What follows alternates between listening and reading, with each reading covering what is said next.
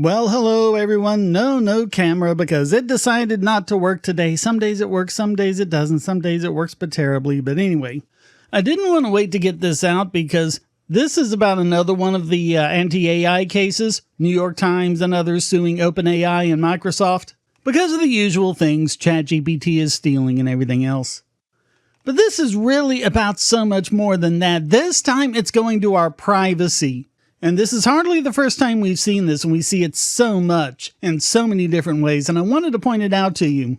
Because if you wonder why it is that so many corporations keep track of every last little thing you do, and you say, hey, can't you destroy my information because I don't want you to have it because that's a privacy thing.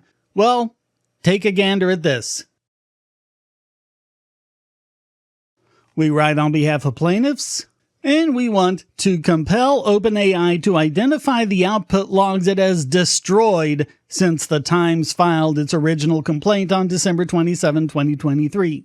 OpenAI served a letter stating the volume of ChatGPT Free, Pro, and Plus user conversations it has destroyed since December 27, 2023.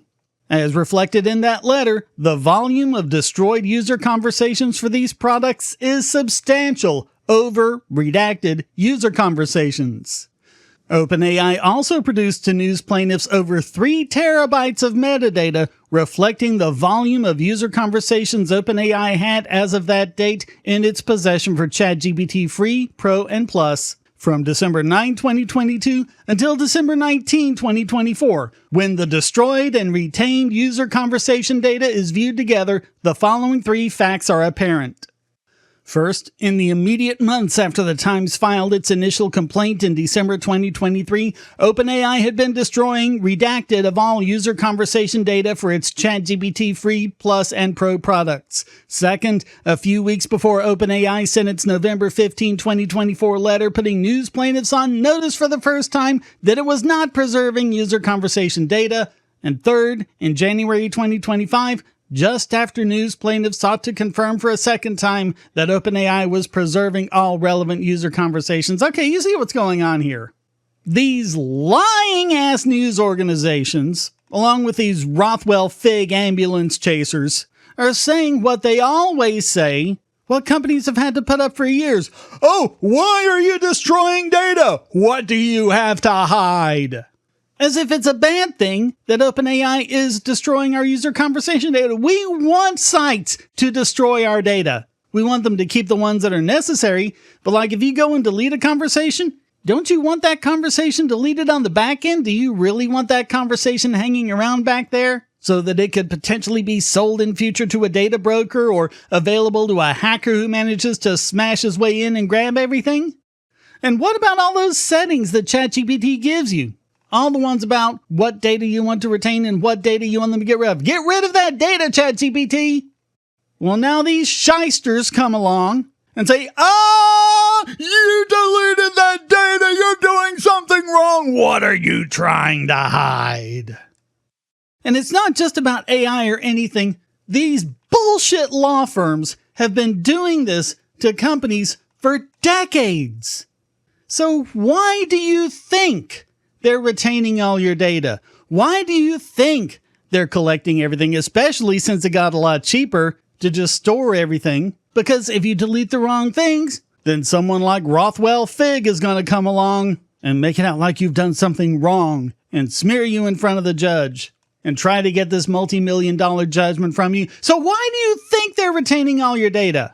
I mean, hell, wouldn't you? Hey, I've got some files here. They're old files. I could get rid of them. I don't need them anymore. But if I delete them, what if someone comes along and says that? What if someone drags me into court and says that because I deleted those files, I must have something to hide? That's what they do. That's exactly what they do.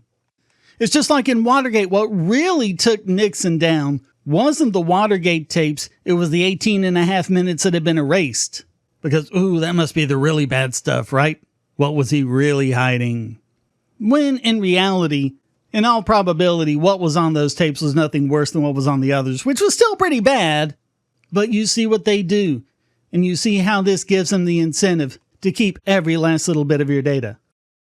And apparently they don't even want us to know how much because you'll notice they redacted all of it. But there is apparently a chart. It says the chart below overlays the user conversation data OpenAI has retained in navy blue, the user conversation data OpenAI has retained in pink. Hey, wait a minute. The user conversation data OpenAI has retained in navy blue, the user conversation data OpenAI has retained in pink. Those are the same thing. Those are the same thing. I think there's supposed to be a not in one of those. The data OpenAI has not retained in one of those. I don't know. Maybe it'll make sense when we see the chart, but and annotations for the 3 points in time referenced above in red. So maybe this chart will illuminate everything for us over on the next page, except, oh, look at that. They redacted the chart. And they say, furthermore, OpenAI has refused to provide news plaintiffs with a volume of output log data OpenAI has destroyed or retained for its other products. In view of OpenAI's substantial ongoing destruction of user conversation data for at least ChatGPT Free Plus and Pro, and OpenAI's refusal to cease its destruction practices, news plaintiffs request a hearing on this issue to ensure that relevant and responsive information to news plaintiffs' claims is preserved. Now, if you're another company, whether you're an AI company or not, and you're seeing this, and you're seeing this all over the place as you do, and you've been seeing this for many, many decades, as has been happening. What are you going to do with your user data? You going to delete it, or you going to retain it? Retaining the data is cheap. Storage is cheap. But if you delete it, and then a bunch of corrupt, lying-ass lawyers like Rothwell Figg come along on behalf of corrupt, lying-ass news outlets or whatever it is, if they come along and say this to you, you might be screwed in court. You might be in front of the judge saying, why did you delete them? Well, I was just deleting them because I didn't want to retain them. No, you must be doing something wrong. Do you see how the entire legal profession and the entire legal system as it is set up is made to destroy every last bit of privacy that you have? I've been focusing with these anti-AI cases on fair use and our First Amendment rights because that's a big threat, because they want to undo all of that and undo all of the protections we've enjoyed for a century against the big copyright cartels. But it's privacy too. This massive fight we're engaged in for the privacy of our personal data. This is what we're up against. And that is being threatened by these anti-AI plaintiffs as well. Please understand this. Please pass this along and make sure everyone knows about it, because these cases are all flying in under the radar. As I showed, occasionally they'll make a misleading story about, oh, the judge did this against the meta plaintiffs when he didn't. I covered that a few videos ago. But they're not telling you about this. And privacy advocates seem to be missing it. They're not looking at these cases. These aren't cases where you would expect to see privacy issues. But it's happening. And they're going to use them. So please pass this along. Comments for the Comic God, shares for the Share Throne. Like, subscribe, the bell, and of course, donate.bogosity.tv. Please keep me doing what I do. Please donate, please keep watching, and please keep passing these along, because these are important. Thank you so very much, and until next time, stay strong and be free.